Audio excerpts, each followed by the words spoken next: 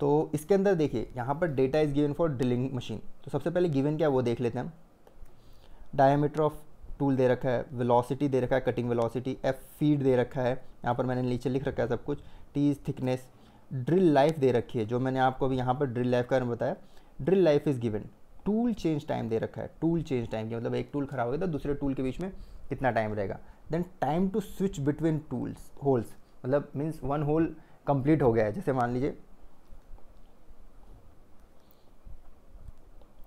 ये है आपका वर्क पीस, यहाँ पर एक होल आपने बना दिया है, टूल वापस आपका इस पोजीशन पे आ जाएगा, फीड इज़ गिवन, सो ये इसको यहाँ से यहाँ स्विच करने में टाइम लगेगा, जब ये होल्ड करना स्टार्ट करेगा तो इसके बीच में जो स्विच करने का टाइम है उसको यहाँ पर 20 सेकेंड दिया, सॉरी 20 सेकेंड। तो ये सब चीज़ें गिवन है। ओके, अब हमें फाइंड क्या करना है, फाइंड करना है नंबर ऑफ होल्स पर tool and average production time. Average production time जब भी पूछा है और कुछ नहीं दे रखा है तो दिस इज़ पर होल पूछा है, एवरेज प्रोडक्शन टाइम पर होल। तो इसको पहले सॉल्व कैसे करेंगे, देखिए सबसे पहले जो नंबर ऑफ होल्स है,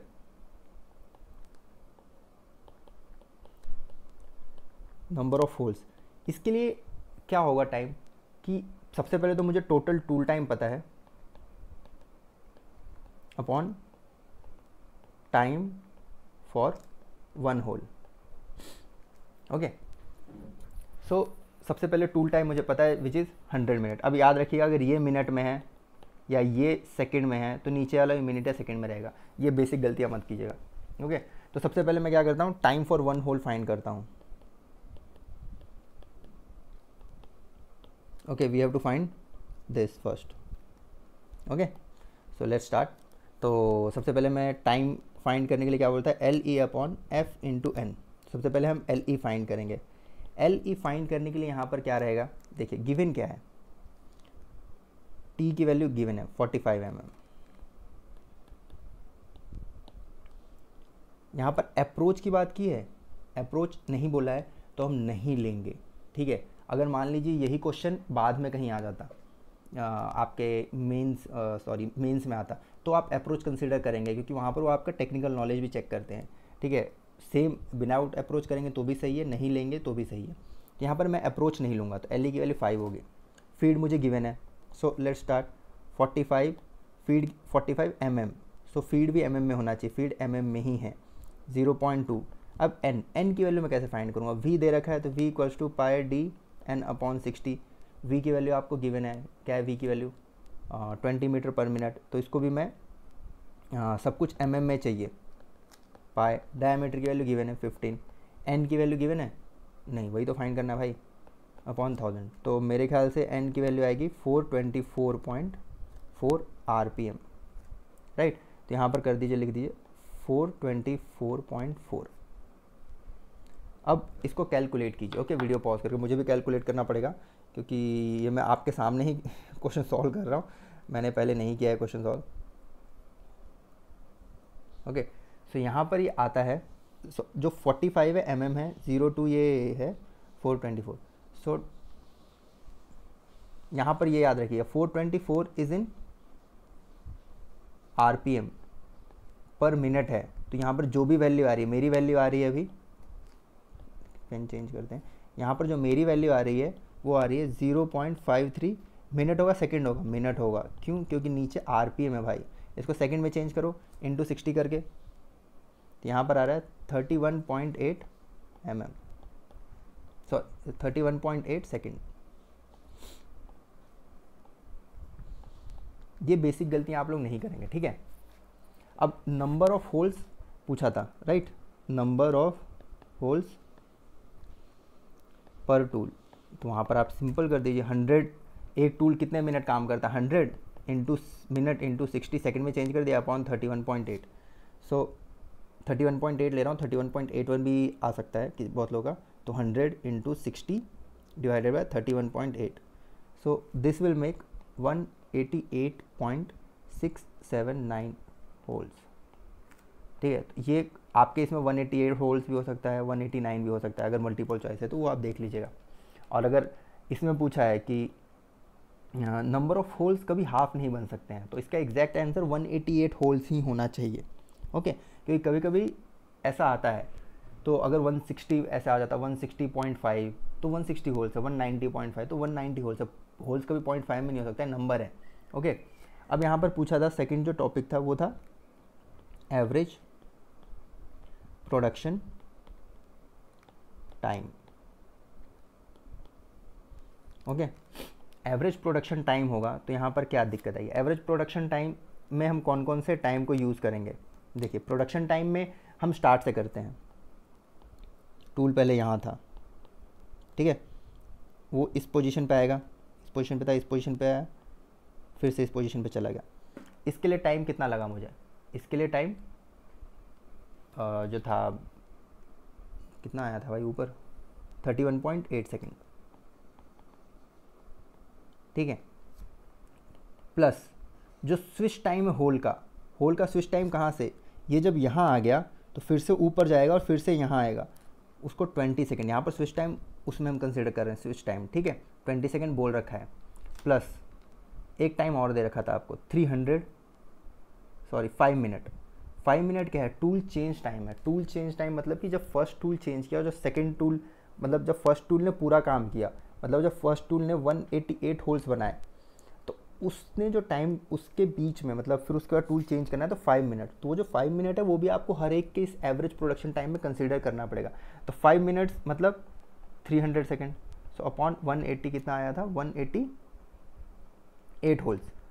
सो ये जो कंसिडर करके आएगा इसको बोलते हैं, आपका आएगा, कैलकुलेट करते हैं पहले, 31.8 प्लस 20 प्लस 300 डिवाइडेड बाय 188, सो ये आएगा 53.4 सेकेंड के आसपास।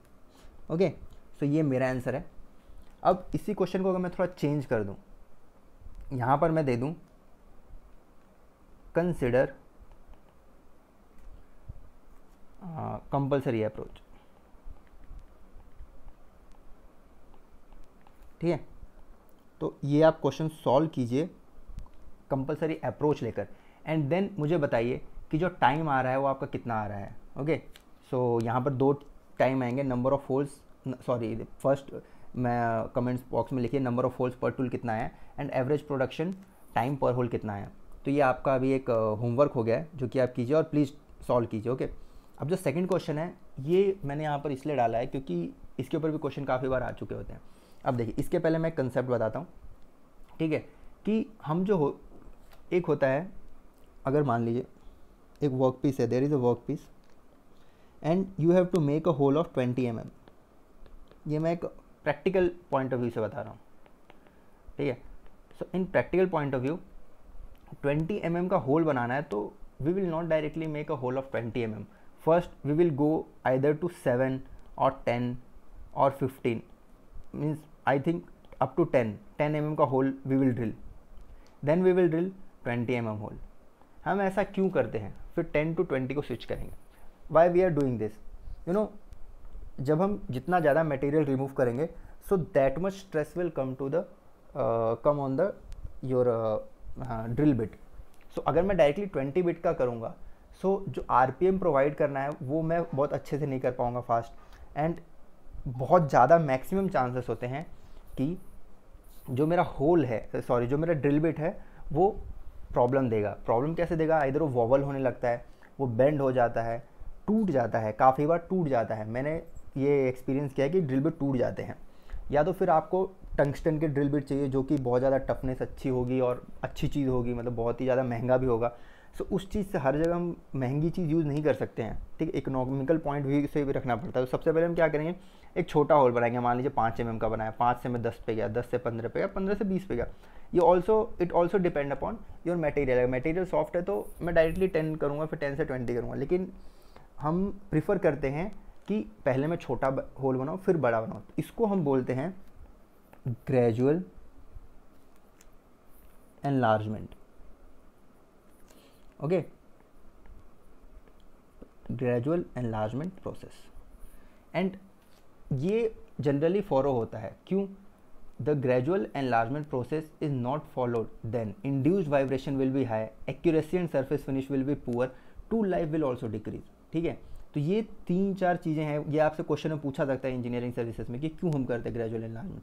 सो इसके लिए वाइब्रेशन, ये आप नोट्स बना लीजिएगा, vibration increase, okay, accuracy and surface finish decreases, tool life, जो मैं आपको तब से बता रहा हूँ, मैक्सिमम इफेक्ट आता है टूल लाइफ एंड वाइब्रेशन पे, tool life will decrease. Okay, तो ये आपको कंसिडर करना है, इसलिए हम ग्रेजुअल एनलार्जमेंट करते हैं। अब इसके ऊपर एक क्वेश्चन सॉल्व करते हैं।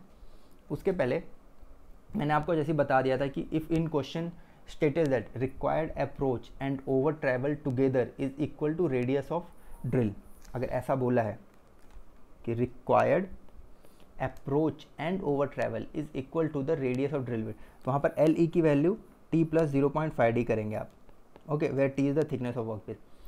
और क्वेश्चन में क्या है, if question states neglect approach and over travel then L E की वैल्यू डायरेक्ट टी है, या क्वेश्चन में कुछ भी नहीं बोला है तो आप कंपलसरी अप्रोच नहीं लेंगे। कंपलसरी अप्रोच के लिए अगर अल्फा दे रखा है एंड डी दे रखा है then you have to consider the compulsory approach. तो ये कुछ बेसिक चीज़ें हैं जो आप नोट्स में बना लीजिए, मैं बोल रहा हूँ जल्दी जल्दी, वीडियो को पॉज करके अच्छे से बनाइए, तभी आपको चीज़ समझ में आएंगी। ओके, सो लेट्स, अब हमें क्वेश्चन सॉल्व करना है। तो पहले ये we have to rub this, क्योंकि क्वेश्चन ऊपर ही है। ओके, सो हमारे पास इतनी ही जगह है, नीचे से हमें दूसरा टॉपिक स्टार्ट करना है। सो क्वेश्चन देखिए, फर्स्ट क्वेश्चन में पूछा क्या, find time to drill a hole of 20 mm। So drill कितने का करना है हमें, 20 mm by a gradual enlargement process, जो मैंने आपको बताया। फर्स्ट हमें जाना है 0 to 10 mm and then from 10 to 20 mm। So पता चल गया, first 10 mm drill, second 20 mm drill, thickness of work piece 50 mm, velocity of cut 10 meter per minute, feed is given 0.2 mm per revolution। So let's start. हमें यहाँ पूछा है time to drill, तो drill कौन सा होल करना है हमें, 20 mm का करना है। So if this is my work piece, okay, so first I have to make a 10 mm hole, then 20 mm hole, right? This is 10, this is 20। So पहले फर्स्ट आएगा हमारा time to drill 10 mm hole, time for 10 mm hole और time to drill 10 mm hole। So उसके लिए formula क्या है हमारे पास, L E upon F into N. L E दोनों केस में सेम ही होगा, यहाँ पर कुछ नहीं बोला है, तो L E equals to T direct में लूँगा, तो एल ई की वैल्यू मेरे को पता चल गई, जबकि 50 mm। ओके, इसके बाद feed is also given 0.2 mm पर रेवोल्यूशन। अब मुझे एन फाइंड करना है फर्स्ट केस के लिए, तो मुझे आपको फॉर्मूला पता है, phi equals to pi D N upon 60। अब देखिए यहाँ पर यही तो ट्रिक है, जो कि ट्रिक क्या है, मतलब काफ़ी लोगों को पता भी होगा। यहाँ पर मुझे जो एन आएगा, जब मैं 10 mm होल फाइंड करने के लिए करूँगा तब जो RPM आएगा, एंड जब मैं 20 mm होल बनाने के लिए जब मैं RPM फाइंड करूँगा, दोनों डिफरेंट आएंगे। क्यों? क्योंकि फर्स्ट केस में जो मेरा ड्रिल बिट है वो 10 mm का है, एंड सेकंड केस में ड्रिल बिट 20 mm का है। तो फर्स्ट केस में वेलोसिटी ऑफ कट तो सेम है दोनों में, 20 मीटर, तो into 10⁻³ into pi, drill bit यहाँ पर 10 है mm इंटू n अपॉन 60। तो यहाँ पर जो n की वैल्यू आ रही है फर्स्ट केस में कितनी आ रही होगी आपकी, 308.3 RPM। एंड जब सेकंड केस में यहाँ पर रखूँगा 10 इंटू 10⁻³ इंटू पाई, डी की वैल्यू 20 है इंटू n अपॉन 60, तो यहाँ पर n की वैल्यू सीधी हाफ आएगी, 159.15 RPM। ओके, तो चलिए टाइम फाइंड कर लेते हैं। TM1 equals to 50 upon 0.2 into 318.3, तो ये आएगा 0.7853 minute. Similarly T2 find, T machining 2 find करूँगा तो आएगा 1.57 मिनट। तो जो मुझे फाइंड करना है उसकी वैल्यू आएगी TM1 प्लस TM2, राइट, उसकी वैल्यू आपकी आ जाएगी 2.356 minute. Okay, so in the same question अगर ऐसा कुछ दिया होता कि कंसिडर और required approach and over travel together is equal to half radius, then answer will be different. Okay, तो ये आपको देखना है, सॉरी, ये आपको कंसिडर करना है। सो यहाँ पर मैं अपना वीडियो ख़त्म करता हूँ एंड तब तक आप ये क्वेश्चन सॉल्व करके मुझे आंसर्स मैसेज कीजिए। ओके, मतलब नीचे कमेंट में मैसेज